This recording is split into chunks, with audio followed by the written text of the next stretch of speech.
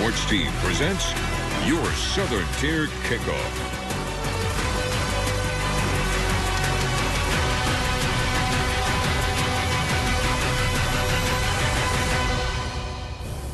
Thank you once again for starting your Southern Tier Kickoff this Saturday morning with us right here on 12 Sports and WBNG. Syracuse and Penn State both back in action on Saturday.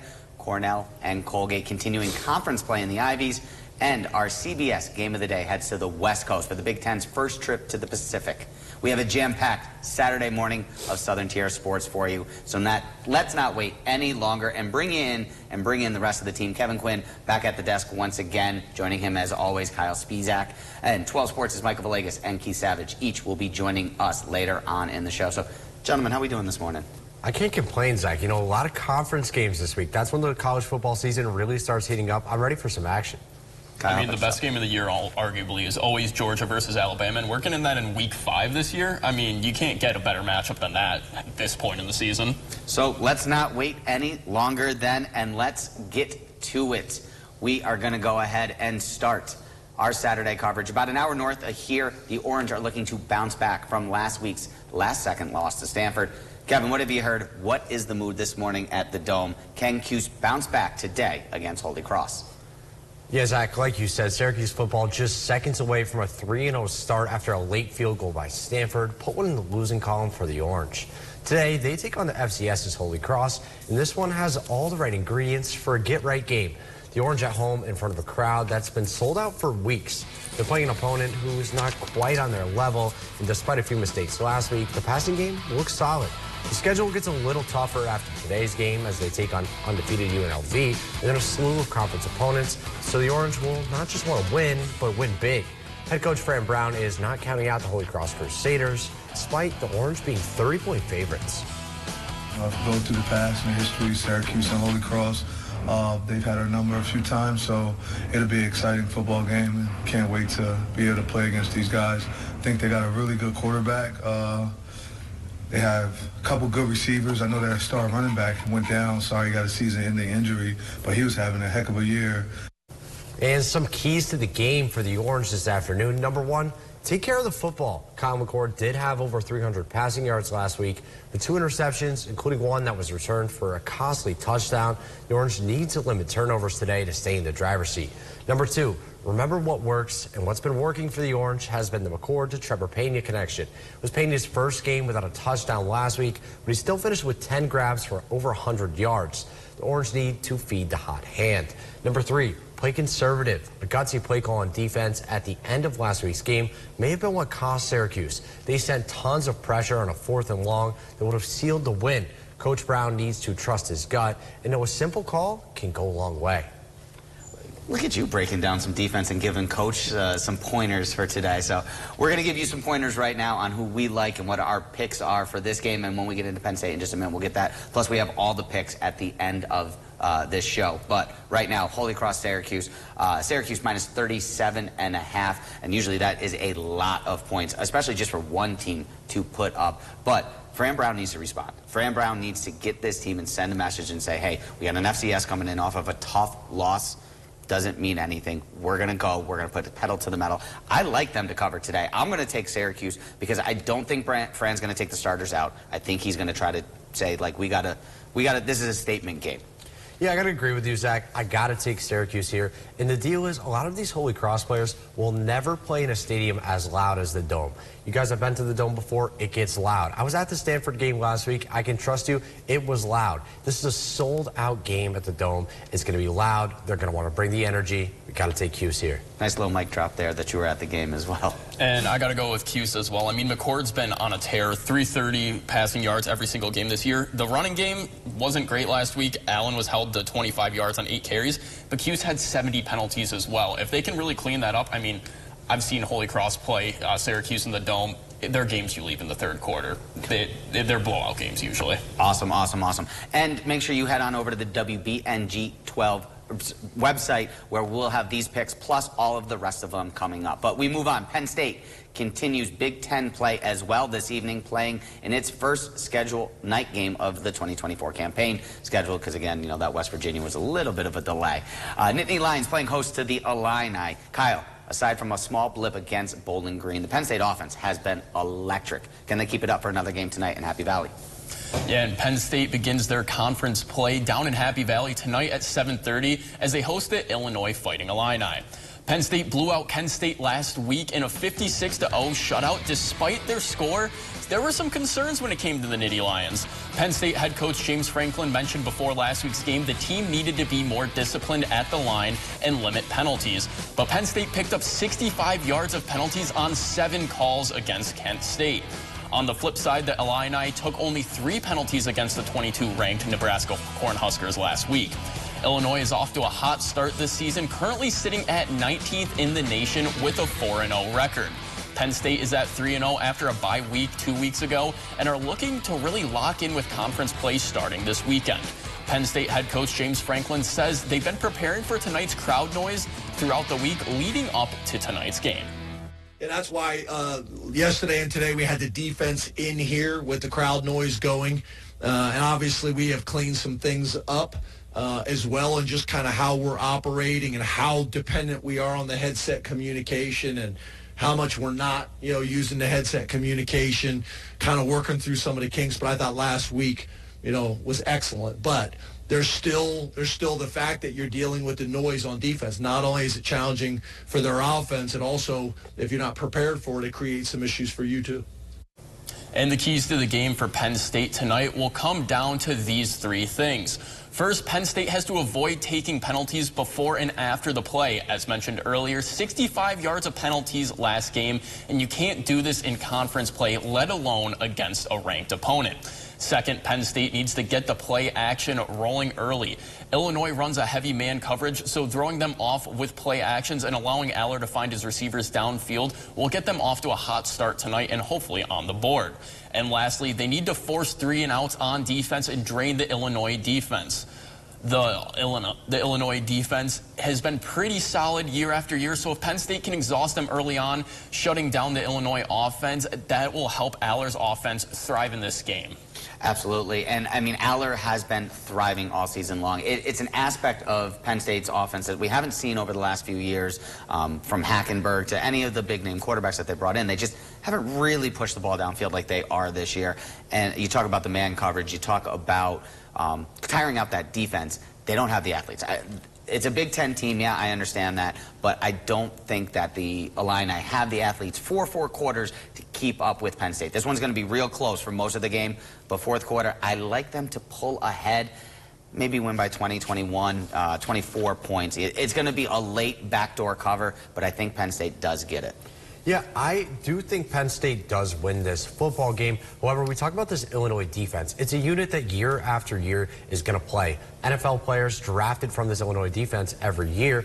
I just think this spread may be a little too big. I can see Penn State winning by 2 touchdowns, winning by 14, but I don't think they'll cover in this one. And Zach, I mean, you pretty much took the words right out of my mouth. This is going to be a late game cover for when it comes to the spread. I mean, Penn State, they have been good on offense. Illinois is going to come out. They're going to stop them a couple times right off the bat of the game. But like I mentioned, 3 and outs are what is going to be the huge winning factor for Penn State. If they can go out, really just keep that Illinois defense on the field, like you mentioned, they're going to get tired out. They're going to start slipping up and making those crucial mistakes. Well, 3 and out is certainly what we are not doing here. In fact, we are going to be right back for another first down. So don't go anywhere, because 12 Sports will continue to be everywhere after this break. We go live just in a few moments to the Cornell campus as Big Red is just moments away from kicking off the quad walk and the rest of its homecoming festivities. Your Southern Tier Kickoff show back in just a matter of moments. Understanding your financial situation has become more important than ever. Every Wednesday, Around the Tiers invites a representative of Visions Wealth Management to discuss a weekly financial tip on topics ranging from homeowners insurance to investing to Social Security taxation and more. Wednesdays at 3 p.m. during Around the Tiers on WBNG. You can also catch up on segments you missed at WBNG.com. It's time for the Matthews Auto Walkathon to benefit local children's charities. Saturday, October 5th, all day. Matthews will donate $10 for every mile walked, as well as match cash donations up to a total donation of $100,000. Join us in person at the Rail Trail in Vestal or Weiler Park in Norwich and start walking for a very good cause. ADHD diagnoses in the United States for school kids has increased by 43% in less than 10 years. This is the first time a teacher ever mentioned ADHD. I was super offended. A big part of me thought it was a bogus diagnosis. The flip side of distractibility is curiosity. What's that? What's that? What's that? If you didn't care, you wouldn't get distracted. I'm a risk taker. I'm creative. Zara's a brilliant writer. He has a lot of skills, like to ask questions, to be argumentative, to push boundaries. Around ADHD, there's tremendous ignorance. Most people are not aware of the positives that go with it. Can't sit still, disorganized, can't focus, lazy, stupid. You can't make it. You never listen, you don't clean your room. It's a super skill set. Have you ever seen this man before? Hi. They're a tag team of legal eagles. My name is Mason. Ben Matlock. A duo of courtroom commanders. Are you sure? And they're both part of the... Objection. Objection, Your Honor. Objection. Objection Connection. Your witness, Mr. Berger. Gotcha. So put a little habeas in your corpus with Ben and Barry. Weekdays starting at 9 a.m. on Binghamton's MeTV. No further questions. It's rivers and mesas and wide open spaces. It's horses and cattle and back in the saddle. All right, let's move out. It's a face full of rain and dust on the trail. It's men named Dillon, Cartwright, McCain, and Hale. That's the way we mean for it to stay. Weekday westerns. Weekdays starting at 1 p.m. on Binghamton's MeTV. The 12 Sports Team presents your Southern Tier Kickoff.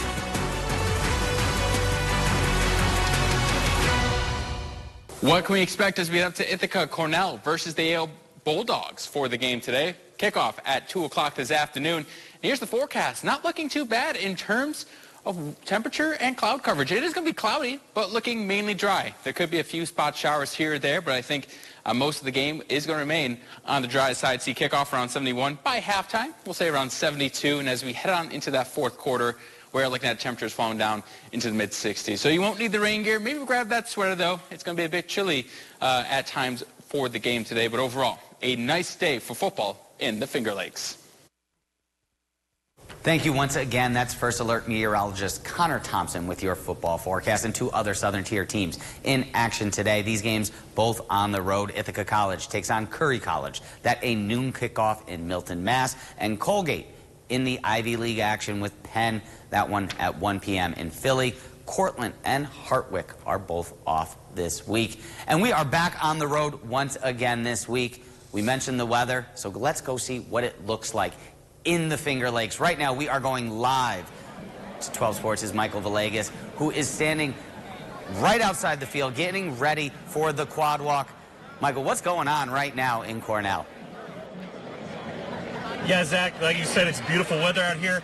And what's going on right now is we got the marching band coming up, so if you can't hear me, I apologize in advance. The players are coming up. Right now, going to touch this bear where all the fans are gathered around for their homecoming game here against the Yale Bulldogs. Now, Cornell opened up their season with a loss against Colgate, where Jamison Wong, quarterback, had 3 touchdowns and 313 yards, while the Bulldogs are coming off a win against Holy Cross in a close matchup. Now, last year, Cornell was the winner in versus Yale in this matchup. And hearing Coach Dan Swatstrom after the game versus Colgate, he said there's 3 things that they need to figure out before they get their first win. It's really more about fundamentals of football. Is the adjustments. You wouldn't even call them adjustments. It's really just getting our players to stay on task in a highly competitive situation is what we really need to work on. We were in good defensive calls, but didn't execute it. So it's, three things. It's either it's the players, it's the coaches, or the scheme. So we evaluated all three of those things. Yeah, so I'm hoping you all are getting that atmosphere out here because I can't really hear that well. But we have the fun atmosphere, marching bands coming down for this homecoming game, so it should be an exciting matchup. But for right now, at Cornell, Michael Villegas for Southern Chant Kickoff. I'll send it back to you guys. Thank you so much, Michael. It sounds like it's going to be an awesome day, and it looks like you're having a lot of fun. But let's get back to the basics and get back to the football. So Cornell and Yale are both looking for its win in this Ivy League showdown. Let's start off with a little bit of history, and we're going to head on over to too many K's are working with me right now. We're going to go to Keith Savage, and Keith Savage is going to give us the breakdown of this game. Thanks, Zach. Let's start off with the history of this matchup. Like you said, it's favoring the Bulldogs as this team have won 8 of the last 10 times. But last year, the Big Red won 23-21 off a game-winning field goal in New Haven. And Cornell's also looking for its first win home against Yale since 2016.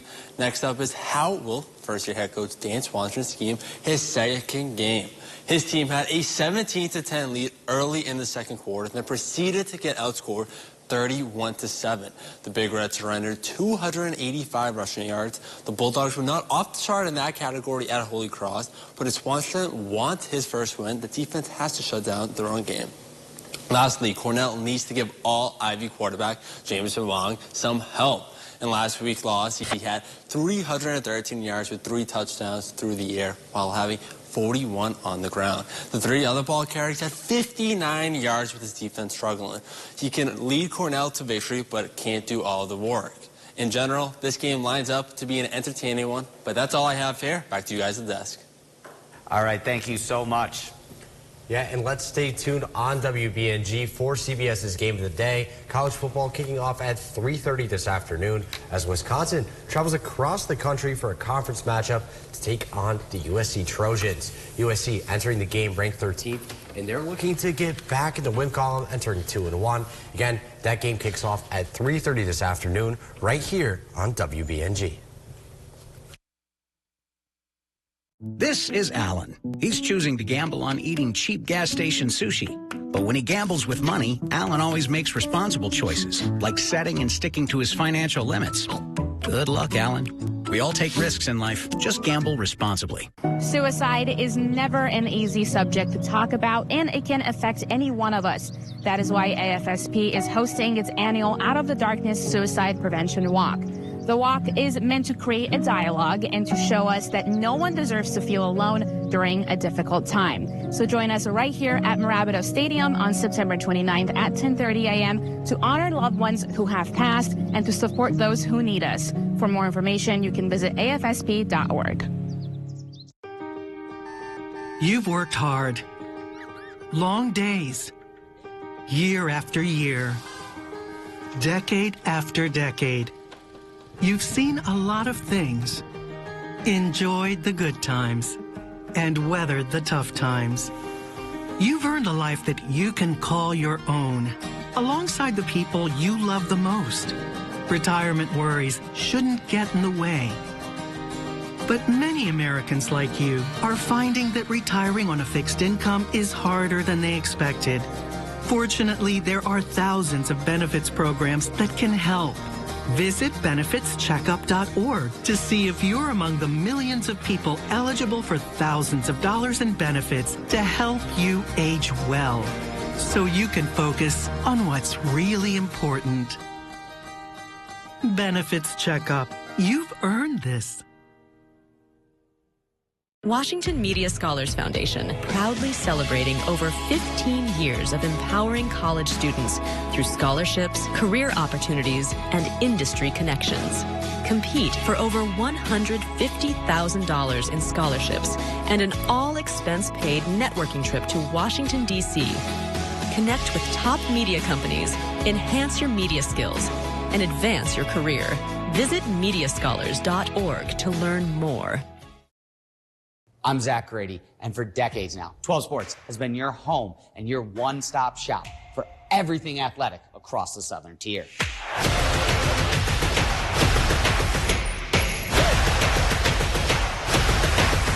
And this year's no different. We're practically everywhere.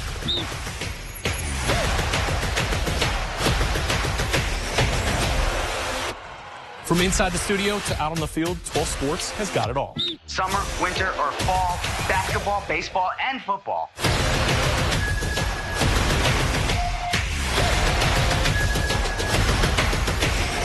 You can count on 12 Sports to be everywhere and all things Southern Tier.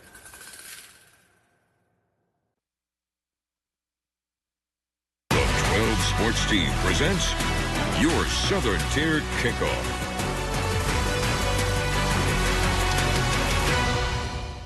Gambling problem?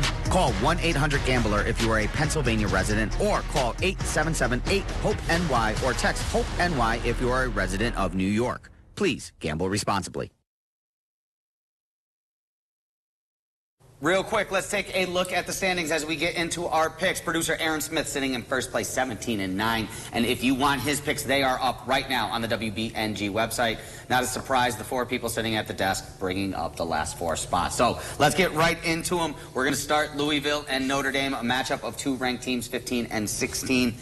I was back and forth on this all night, but I finally pulled the trigger, and I'm going with Louisville. I'll take the points. I think it's going to be close, so let me get the points instead of giving the points. Yeah, I got to agree with you, Zach. I will take the points as well. My opinion, I just can't trust Notre Dame. When you're losing to MAC teams at home, I will not bet for you in a ranked matchup. Kyle, what about you?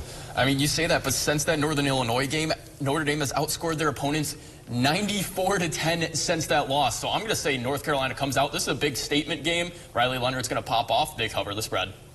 Yeah, Notre Dame, they've been kind of a chip on the shoulder after losing to Northern Illinois. So I believe they're going to come out here and get this big-time win. All right. We move on to game number 2, and that's going to be our game of the day here on CBS, USC versus Wisconsin. Wisconsin has shown that they don't really have a lot of offense. We saw that in their matchup against Alabama. Likewise, USC needs to bounce back and win this game. Ever since Lincoln Riley has been there, we have heard that this is insert a coach, insert a quarterback, win a national championship. Well, you got to have some defense as well, and I've yet to see it, so I'm hoping that at this point in time USC can make that. I'll roll with them on this one, but I'm not confident.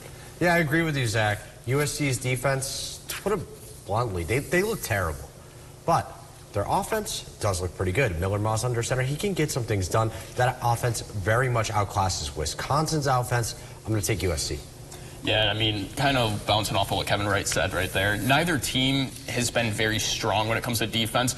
So it's going to come down to offense. Who has the better offense? USC, obviously. Miller Moss, Zachariah Branch. They have looked really good on the offensive side of things. It's the defense that they're a bit shaky. But they held Michigan close enough. If they can hold Michigan close enough, Wisconsin's not going to be a big battle for them. Yeah, I'm going to USC. They've been really dominant at home with that win over LSU. Wisconsin, like we said, really has not been tested just yet. So I'm going to have to go USC in this game. All right. We move on to a rivalry game on Tobacco Road. North Carolina coming off of a terrible loss against JMU. Duke at home giving 3 points. I mean, Duke is rebuilding as well. They lost, as you had mentioned, Riley Leonard. He's at Notre Dame. Lost their head coach at Texas A&M. So this is a brand new program, but it's been a program that's been on the rise versus North Carolina with Mac Brown, who most of the Tar Heel backers are calling for his head at this point in time. So, I mean, all signs are showing that Duke Blue is on the way up and North Carolina Blue, unfortunately, on the way down. I hate Duke. Go North Carolina. I choose North Carolina. I am taking Duke here. North Carolina's biggest strength is in the run game with Amari Hampton, but when your defense is giving up 70 points to teams in the Sun Belt, you're not going to be able to use that run game. Duke, solid passing game with Malik Murphy under center. He may be able to get some things going. I'll go with the Blue Devils in this one. And I mean, this game is just a battle mid. There's not any other way you can put it. These are two teams that are very middle of the road, if not the bottom of their conferences. Giving up 70 points to JMU is just absurd. Yes, JMU had a great year last year. They're a Sun Belt Conference team. You shouldn't be giving up 70 when you're an ACC team. And then Duke, I mean, you lose Riley Leonard, you lose your head coach. They almost lost to UConn, who is year in and year out one of the worst teams in the nation. It's going to be a horrible game, but North Carolina's going to cover the spread on this one. Kyle, going off that, if you're watching this game, you're a little bit crazy, but overall, I think Duke is winning this ball game. It's not going to be a pretty one. It's going to be pretty ugly, but Duke's going to come out. I was told that was a bold statement by my producer. I don't hate Duke. I just strongly dislike Duke and would like to see UNC win the game. All right, real quick, the two big games of the game, we're going to get through them real quick. Ohio State, Michigan State. Ohio State, one of the best teams in the program. They're going to be one of the 4 teams that gets the bye, I think, and they're just going to continue rolling. I know Michigan State has looked good, but no, this is going to be a statement game. I like Ohio State. Yeah, Ohio State is built to get up early and keep that lead with the running game that they have. 2 superstar running backs under center. Once they find that lead, they should have no problem controlling the pace, covering that spread. Let's go with Ohio State. Yeah, I'm going to have to go with Ohio State as well. Michigan State hasn't been what they could be since Kenneth Walker left. And, I mean, Quinshon Judkins, best running back in the league, Trevion Henderson backing him up. The run game's going to be too much to handle. Ohio State's going to cover it. Yeah, it's a lot of points, but MSU's 1-3 against the spread this season, so I have to go with Ohio State also. All right, and we got about 90 seconds here before we are done with the day, so we are going to talk about the biggest game that there is. Number 2, Georgia. Number 4, Alabama. A rematch of last year's SEC championship game. A rematch of the year before that SEC championship game. Go Dogs. I mean, they have been circling this game since they lost last year because they probably were the best team in the country last year and didn't make the Final Four. They are ready for this game, and I know Alabama wants to make a statement, especially at home, and they're not often an underdog at home. Georgia's going to roll. Georgia's going to win big. Georgia is going to roll. Yeah, as far as I'm concerned, this could be Kalen DeBoer's head coaching debut for all I care. Alabama has had a few games, nothing on this level. SEC play, playing against one of the best teams in the nation. Carson Beck, I like him better than Jalen Milroe. Let's take the Dogs. And then, yeah, I mean, like you mentioned, bouncing off of that, Zach, 2007 was the last time Bama was an underdog at home. And since then, they are 59-2 at home. But I think the Dogs are too good of a team. They're coming in 45-2 in the last 4 years, only 2 losses against Bama. But it's not going to be that this time around. Go Dogs. Who do you like, real quick? I'm glad we all have common sense, but I'm going with Georgia. All right, if you want the rest of our picks, you want to see what Michael or Aaron or Connor picked, head on to the WBNG website. If not, thank you again for joining us, and enjoy the rest of your Saturday. Have a happy kickoff.